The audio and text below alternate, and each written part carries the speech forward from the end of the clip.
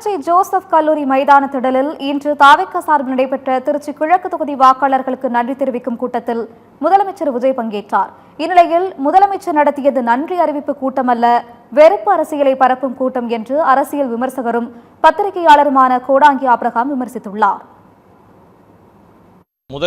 முதலமைச்சராக ஆன பிறகு திருச்சி கிழக்கு தொகுதியில் அவரை வெற்றி பெற வைத்த அந்த தொகுதி மக்களுக்கு நன்றி சொல்கிறதுக்காக திருச்சி கிழக்குக்கு போனார். மாற்றம் அப்படின்ற விஷயத்தில் முதலமைச்சரும் பேசுவார் அப்படின்னு சொல்லி நாம் என்ன பேசுகிறாருன்னு வாட்ச் பண்ணோம். ஆனால் எல்லா கல்வி நிலையங்கள், அந்த கல்வி நிலையங்களில் மத அடையாளங்களோடு எந்த கூட்டங்கள் நடத்தக்கூடாது, அரசியல் சம்பந்தமான கூட்டங்கள் நடத்தக்கூடாது, ஜீவோ இருக்குது, அரசாணையே இருக்குது. அந்த அரசாணை கடந்த ஆண்டு தான் பிறப்பிக்கப்பட்டது.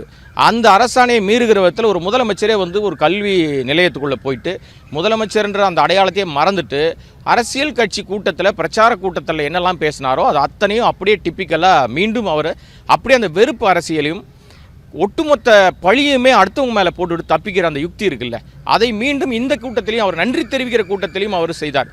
நன்றி சொல்கிற வார்த்தையில் நான் என்ன பண்ண போகிறேன், ஏன்னா இன்றைக்கு 34% மக்கள் மட்டும்தான் அவர் ஓட்டு போட்டிருக்காங்க. 66% மக்கள் ஓட்டு போடலை. ஆனாலும் இன்றைக்கு தமிழ்நாட்டினுடைய முழுமையாக இருக்கிற 8 கோடி மக்களுக்கும் அவர் தான் முதலமைச்சர். அந்த அடிப்படை புரிதல் கூட இல்லாத ஒருத்தர் எழுதி கொடுத்த ஆட்கள் என்ன சொல்லி எழுதி கொடுத்தாங்கன்னே தெரியல. எல்லா இடங்களிலும் எதுகை மோனையாக பேசுகிறேன், நான் பஞ்ச் பேசுகிறேன், நான் அடைமொழியோடு பேசுகிறேன் அப்படின்ற மாதிரி. இதனால் இந்த மக்களுக்கு என்ன, ஓட்டு போட்ட மக்களுக்கு என்ன பிரயோஜனம், திருச்சி கிழக்குக்கு என்ன பிரயோஜனம், இல்லை தமிழ்நாட்டு மக்களுக்கு என்ன பிரயோஜனம் அப்படின்னு கேட்டிங்கன்னா ஜீரோ. சட்டம் ஒழுங்கு சந்தி சிரிக்குது. மக்களை ஏமாத்துகிற வேலை செய்கிறாரு, மடை மாற்றுகிற அரசியல் பண்ணுறாரு. பொதுமக்கள்கிட்ட என்ன சொல்கிறாருன்னா, விவசாயிகளை நம்பிக்கையாக இருங்க, நான் கண்டிப்பாக செய்வேன், நான் உங்கள்கிட்ட பொய் சொல்லி வரமாட்டேன், பொய் சொல்லி தான் வந்திருக்காரு.